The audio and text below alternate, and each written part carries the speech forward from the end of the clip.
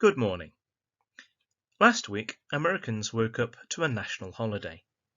Whilst for us in the UK it was just another Thursday morning, for Americans the fourth Thursday in November is when they celebrate Thanksgiving Day.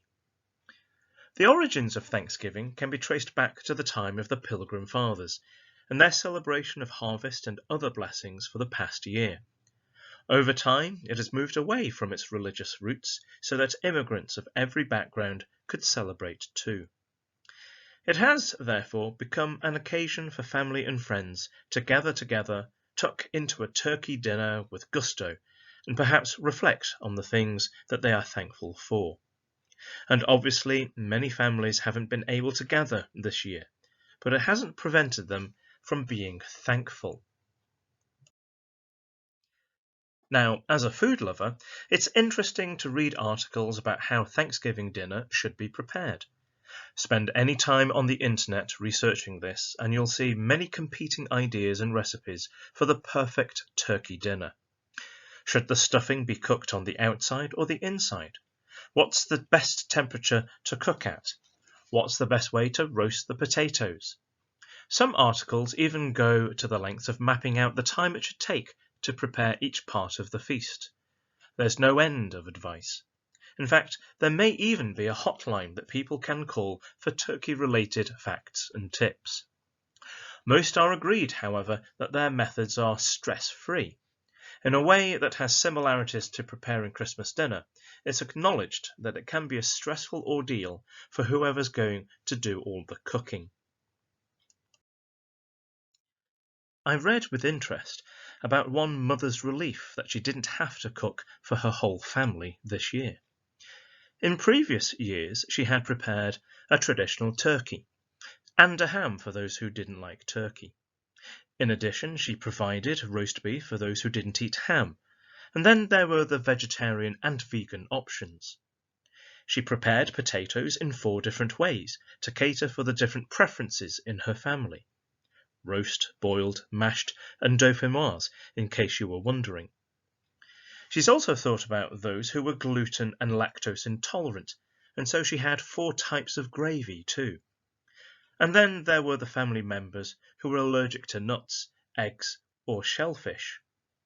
I could go on and on and on and on with a menu that she used to plan, but time doesn't permit. However, it'd be wrong of me not to comment on the effort that she made for one meal, and her consideration of every member of her family.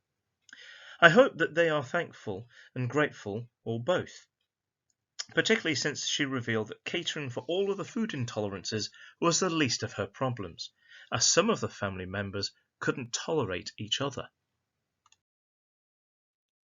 This reminded me of something Oprah Winfrey, the American talk show host, had once said.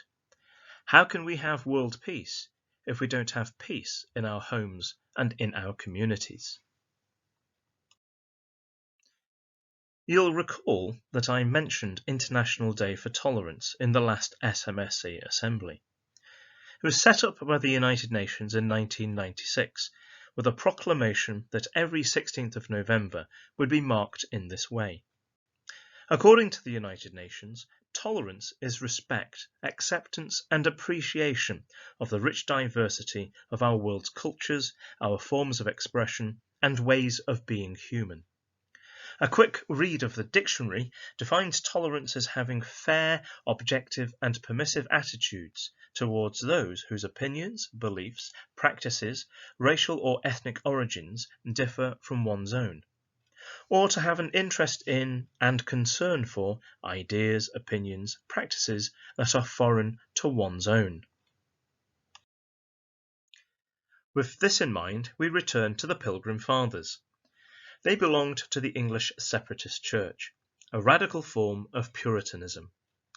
Their beliefs were not tolerated in England at that time, 400 years ago, and they were subjected to persecution. Wishing to free themselves so that they could practice their religious beliefs, they set sail for America aboard a ship called the Mayflower. Their journey was rough and their first winter was harsh, but with the help of an indigenous people, the Wampanoag, they learned to work the land.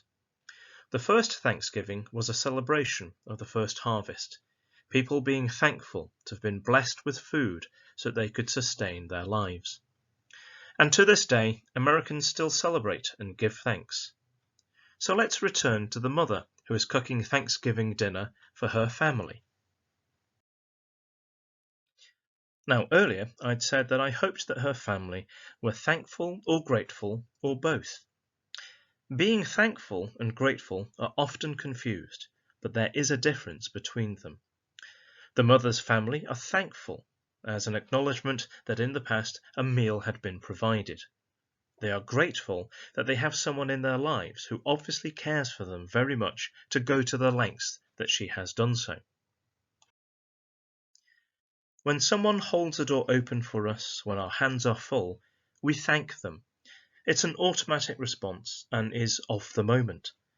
But when we think about someone's kind act of holding the door open, we are grateful for their awareness, grateful for their kindness and their consideration. So in what ways are you grateful? In what ways do you show that to your family, your friends, your colleagues, and your community? Thanksgiving may be an American holiday that happens on just one day, but being thankful and grateful is universal and can happen every day. My final words are those of the writer William Arthur Ward. And he said, "Feeling gratitude and not expressing it is like wrapping a present and not giving it."